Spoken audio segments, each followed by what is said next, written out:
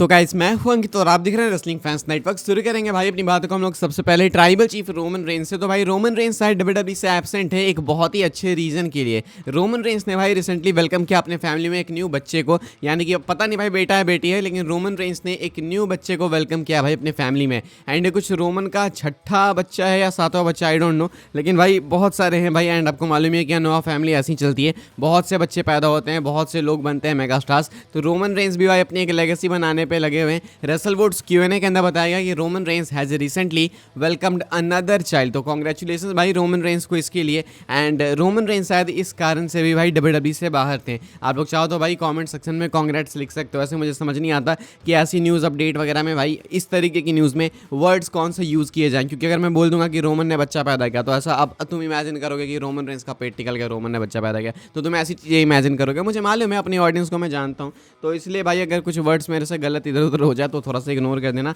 Congratulations to Roman Reigns भाई। आगे बढ़ते हैं हम लोग, बात करते हैं भाई अगली स्टोरी के बारे में, जो कि है भाई अपनी ब्रिट बेकर को लेके। ब्रिट बेकर को लेके मैंने आपको पिछले अपडेट वीडियो के अंदर एक बहुत ही इंटरेस्टिंग अपडेट बताई। मैंने आपको ब्रिट बेकर की इंस्टाग्राम स्टोरी दिखाई एंड वो देख के लगा था कि शायद वैसा कहना चाहती हैं कि AEW के अंदर उनकी वर्थ जो है ना फील नहीं होती, उनको उनकी इज्जत नहीं की जाती, तो वो WWE में जाने की सोच रही हैं। पिछली वीडियो आप जाकर देखोगे आपको बहुत ही अच्छा कॉन्टेक्स्ट मिल जाएगा। अब इनको लेके एक अपडेट निकल के सामने ही भाई bodyslam.net की तरफ से कहा जा रहा है यहाँ पे कि sources have confirm that Britt Baker is actively seeking to part ways with AEW। कहना है भाई bodyslam.net का कि सोर्सेज जो इनके वास्ते क्लेम कर रहे हैं, कंफर्म कर रहे हैं कि ब्रिट बेकर ना फुल कोशिश में लगी हैं AEW से निकलने की, यानी कि ब्रिट बेकर भाई AEW छोड़ना चाहती हैं एंड WWE के अंदर आना चाहती हैं। WWE के अंदर पहले भी थी, पिछले वीडियो में मैंने आपको बताया, लेकिन कोई खास इनका सक्सेसफुल करियर था नहीं।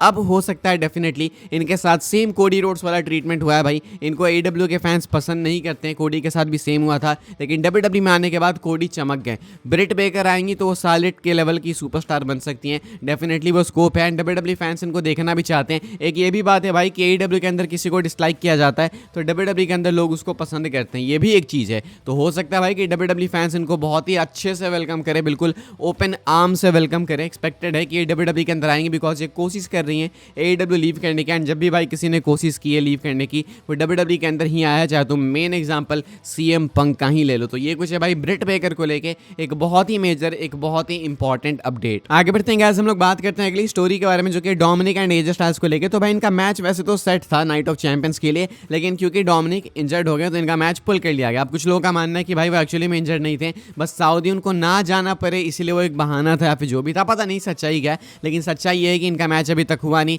डोमिनिक ने मंडे नाइट रॉ के अंदर भाई एक डॉक्टर्स नोट दिखाया है AJ स्टाइल्स को कि जब तक मैं क्लियर नहीं होता हूं तब तक तुम मुझे टच भी नहीं कर सकते। अब इनका मैच होगा कब भाई, बिकॉज AJ स्टाइल्स को मुश्किल से तो भाई एक टाइटल मैच मिला, वो भी नहीं हो रहा है, तो कब होगा भाई, इसको लेकर अपडेट है। रेसलवुड्स का कहना है Q&A में कि Dominic Mysterio versus AJ Styles for the intercontinental title is currently expected to take place at SummerSlam in New Jersey. यानी कि AJ स्टाइल्स भाई डोमिनिक को उनकी IC टाइटल के लिए चैलेंज करेंगे अगर कहीं पे, तो वो एक्सपेक्टेड है कि होने वाला मैच इनका समरस्लैम 2025 में 2 नाइट इवेंट है भाई। WWE को बहुत सारे मैचेस अनाउंस करने, वो भी अच्छे वाले। ये पहला 2 नाइट समरस्लैम इवेंट है, तो इसके साथ इनको भाई एक स्टेटमेंट देनी है कि देखो आगे जाके ऐसा होगा समरस्लैम, ये है अपना मिनी रेसलमीना। मिनी भी बोलना सही नहीं होगा भाई, समरस्लैम रेसलमीना में बस अगर कुछ डिफरेंस रह जाएगा भाई तो वो स्टेज का रह जाएगा, एंड अगर किसी साल भाई रेसलमीना का स्टेज खराब बनाया इन्होंने तो वो डिफरेंस भी खत्म हो जाएगा। फिलहाल भाई एक्सपेक्टेड है कि AJ स्टाइल्स चैलेंज करेंगे डोमिनिक को इंटरकॉन्टिनेंटल चैंपियनशिप के लिए भाई समरस्लैम 2025 में, जो कि होने वाला है न्यू जर्सी से। एंड आई थिंक क्योंकि एक मेजर इवेंट है यहाँ पे AJ स्टाइल्स एक्चुअली में चैंपियन बन सकते हैं।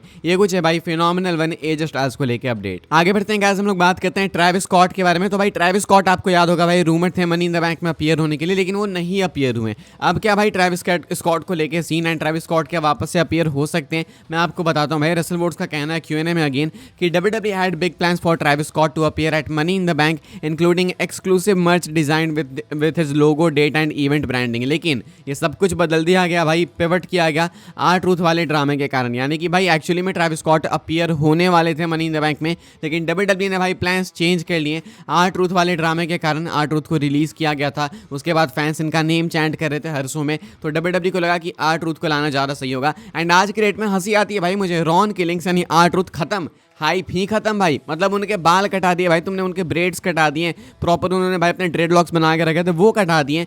एंड अब रॉन किलिंग्स को कोई पूछ भी नहीं रहा है। तो शायद डब्ल्यूडब्ल्यू को या तो पता था स्टार्टिंग से। देखो बात यहाँ पे ये था, इंटायर पॉइंट ये था कि भाई ये बंदा डब्ल्यूडब्ल्यू के साथ इतना लॉयल रहा, इतनी मेमोरीज दी भाई इसने डब्ल्यूडब्ल्यू फैंस को, इसको रिलीज करना काफी स्टूपिड है। बस सिंपल सी बात थी। डब्ल्यूडब्ल्यू वालों ने भाई इनको वापस लाया एंड कोशिश करी कि इनको स्टैब्लिश किया जाए, लेकिन ये नहीं हो पाए क्योंकि भाई एंड ऑफ द डे तुम कुछ भी बोलो, ही इज अ मिड कार्डर। कुछ जॉबर बोलते हैं, जॉबर सही टर्म मुझे लगता नहीं है, जॉबर जैसा टर्म भाई मैं ज़्यादा किसी के लिए यूज़ नहीं करता हूँ। मैट रिडल वगैरह के लिए मैं कर लूँगा, लेकिन ज़्यादा किसके लिए मैं नहीं करना चाहता। लेकिन R-Truth एक मिड कार्डर, सही मिड कार्डर, इनसे आप क्या ही एक्सपेक्ट करोगे बहुत ज़्यादा। तो मुझे लगता है जो भी है सही है, लेकिन लोग शॉक नहीं कि भाई बस इतना ही था।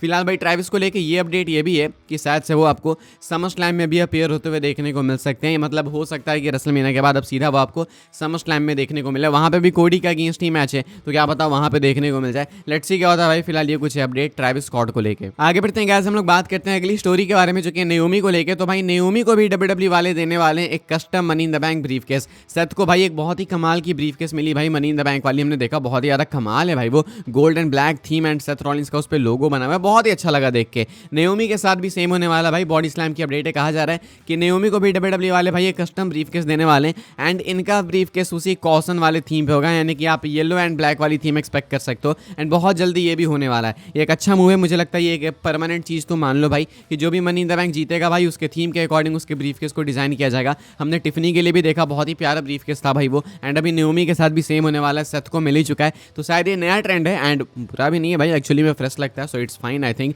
बाकी ये कुछ है भाई अपडेट नाओमी को लेके। इनको भी मिलने वाला है भाई एक custom money in the bank briefcase. अपनी आखिरी स्टोरी कवर कर लेते हैं भाई, जो कि Y2J को लेके, यानी कि क्रिस जेरिको को लेके। एक बार फिर से आपको डब्ल्यूडब्ल्यू के अंदर ब्रेक द वॉल्स डाउन सुनने को मिल सकता है, because Chris Jericho is expected to leave AEW। Again update निकल के सामने आई है, कुछ हफ्ते पहले, कुछ महीनों पहले निकल के सामने आई थी अपडेट कि शायद से क्रिस जेरिको भाई आगे भी अपॉर्चुनिटीज देखना चाहते हैं। शायद वो देखना चाहते हैं कि डब्ल्यूडब्ल्यू वाले उनको साइन करना चाहेंगे या फिर नहीं। क्रिस जेरिको ने बोला कि वो काफ़ी स्टूपिड होंगे अगर वो AEW के बाहर अपॉर्चुनिटीज ना देखे तो क्रिस जेरिको का साफ कहना है भाई कि उन्हें पैसों से मतलब है, बिजनेस से मतलब है, जहाँ बेटर मिलेगा वहाँ पे आएंगे। एंड ऐसा भी नहीं है कि डब्ल्यूडब्ल्यू वाले आज के डेट में किसी से खुंदस लेके बैठ जाते हैं कि नहीं भाई इसने हमारे साथ गलत किया, हम इसे नहीं लाएंगे। जिसने भी जिसके साथ गलत किया वो विंस के टाइम पे किया था। एंड डब्ल्यूडब्ल्यू वाले भाई विंस के कारण अपने पर्सनल रिलेशंस किसी के साथ भी खराब नहीं करना चाहते हैं। प्राइम एग्जांपल CM पंक। तो ऐसे में जॉन मॉक्सली हो चाहे जेरिको हो, कोई भी हो भाई, वो डब्ल्यूडब्ल्यू के अंदर आ सकता है। फिलहाल भाई क्रिस जेरिको एक्सपेक्टेड है कि वो AEW लीव करेंगे कॉन्ट्रैक्ट खत्म होने के बाद